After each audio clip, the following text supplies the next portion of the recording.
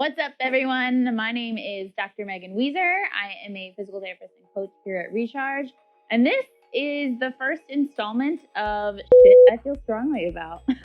We all know 2020 has been kind of a weird year, emotionally, mentally, physically, everything. I am not excluded from that. I've been through quite a bit this year myself. And just been thinking a lot about things that have a lot of perspectives from a woman's standpoint, a woman in the strength and conditioning world, from a clinician standpoint, from a coach's standpoint, that I feel really strongly about, and things that I think the world needs some more education on. I kind of want to put it out there, and hopefully you learn something from this. I think these are topics that need to be said, and hopefully you learn something from it. So today I want to talk to you guys about skill development, specifically athletic skill development or physical skill development. For example, trying to get your first push-up or pull-up. We're breaking it down into 4 separate things. So the 4 separate things are progressive overload, time under tension, volume or repetition, and then specificity across the board there. So the reason I want to talk about skill development in general is because there's a lot of misinformation out there, and I think expectations are set really, really high. So I'm going to be kind of real with you about things. Depending on the skill, it may take a lot of time to get there. Like, for example, getting your first strict pull-up is really freaking hard. So is a push-up, but I would say those two are different, right? Like a pull-up, you're literally pulling your entire body weight from hanging from a bar. With a push-up, it's a little bit different, right? So depending on what skill it is, there's a time component to it, and you just kind of have to be real with yourself about that. Along the misinformation side of things, like, we live in a world where social media drives everything, really. So what you see is the finished product, usually, by the fitness influencers or anybody really out there, the coaches. You see the finished product. You see your coaches teaching you they have already reached those skills, right? So there's a process to it, and that nobody really talks about. And nobody really talks about how to do that process. Like, yes, to be able to do a push-up, you need to practice push-ups. But there's other things you can work on in there too, which we'll get into when I go over those 4 pillars a little bit more. But it's kind of a challenge from a coach's standpoint. People often think they either can do something or they can't do something, and that's just the way it is until time goes by, and then magically they're able to do whatever they're trying to do. But there needs to be some effort in there. And there also needs to be a little bit of grace as well. So it's not a black and white, you can do this or you can't. Kind of gotta, let time do its thing and also let your effort do it. So that first pillar, progressive overload, what does that even mean, right? Without getting too sciencey on you from a physiological standpoint, if we dive into what is happening on a cellular level with your muscles are constantly in a state of stress, right? Because they have to keep you moving throughout the day. You need to progressively challenge those muscle cells and push them outside of their comfort zones or outside of what you think their day-to-day capacity is in order to elicit change and to elicit strength adaptation. All that to say, you need to stress tissues more than you think you would in order to allow for some level of visible hypertrophy change and also some level of strength. Think of that more as like strength training, right? Your tissues are not going to adapt unless you challenge them. So progressively loading the tissues in a specific way, because that is one of our pillars, right? That challenges the tissues that are involved in the skills that you're trying to achieve. So for example, a push-up. Bench presses are great for that.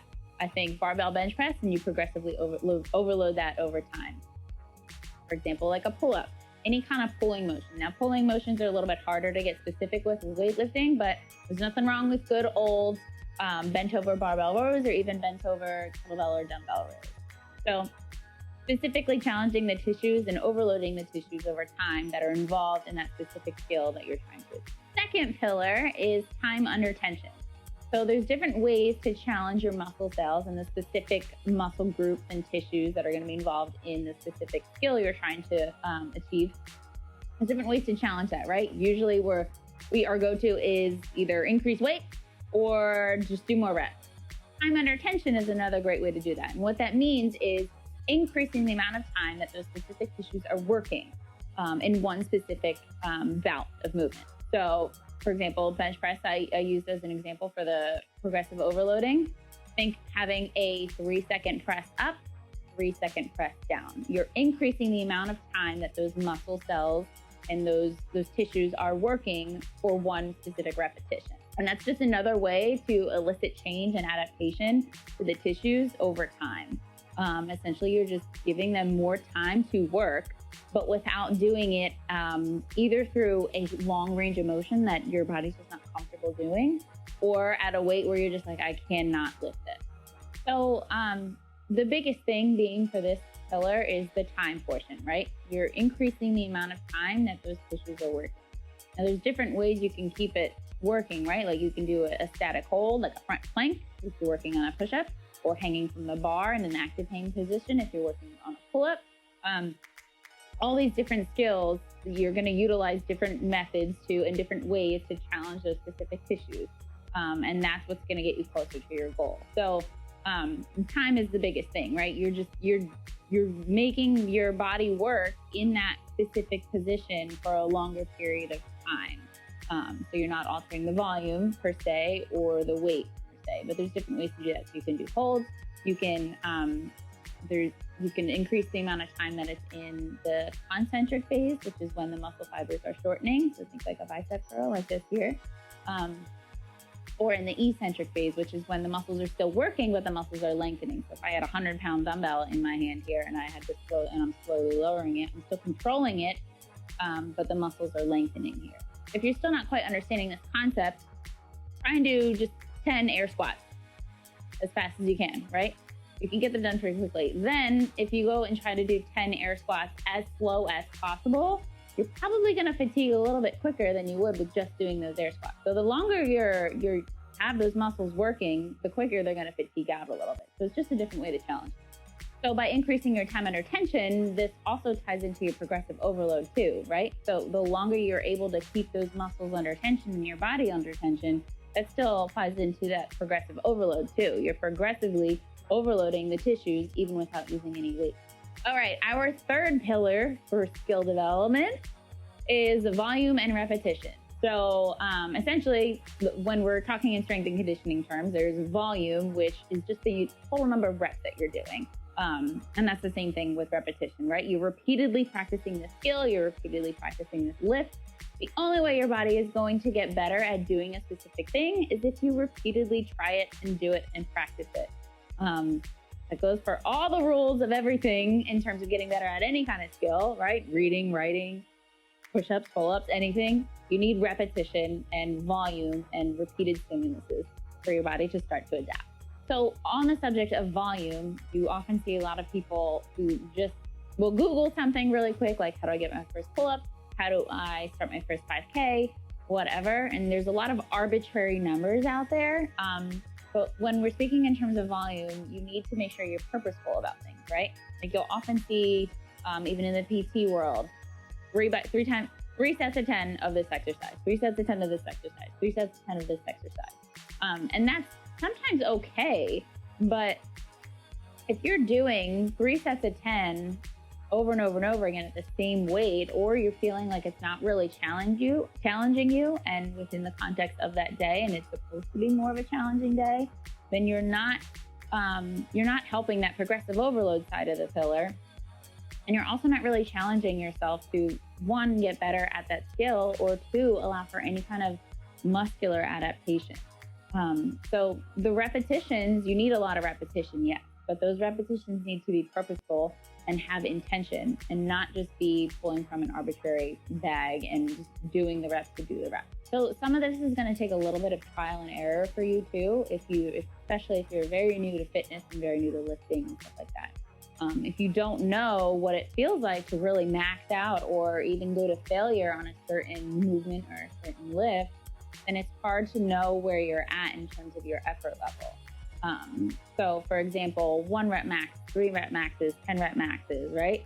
When you hear those terms, 10 rep max is the weight that you can only do 10 reps at, right?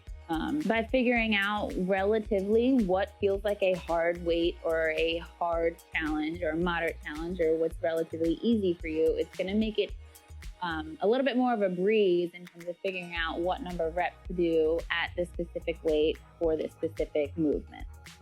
So it's going to take a little trial and error for some of you, even for some of you who are more experienced. While we're on the subject of being specific about things, our fourth pillar of skill development is specificity. So those repetitions and the volume that you're doing, the progressive overload that you're doing, the time under tension that you're doing needs to be purposeful, right? It needs to be specific to the skill that you're trying to achieve, and also specific to the tissues that you're trying to work or that need to be involved in order for you to get better at that skill, which may mean some accessory movements and stuff like that. So for example, progressive overload and time under tension, you can use all those pillars with bench press, with a front plank, with push-ups that are smaller range of motion if your goal is trying to get your very first push-up. But specificity is kind of interwoven across the other three pillars, I think, and more of just like an overarching theme. Like your training and your journey to achieving that goal needs to be purposeful and intentional. So you need to kind of take into account what other factors you need, right? So doing push-ups on your knees, for example, if you're trying to get your first full range push-up, chest to floor, is not really, it doesn't really mimic the demands of a regular push-up, right? You're taking one whole joint out of the mix, and you're not controlling the rest of your body, right? So you need full body control. You need some level of stiff core control with that as well. You also need the range of motion of that shoulder to feel comfortable too. So there's a lot of moving parts to this. So just like anything else, this probably made things more complicated for you to think about, but in my mind, it kind of opens up the possibility a little bit more, right? Everything is a process.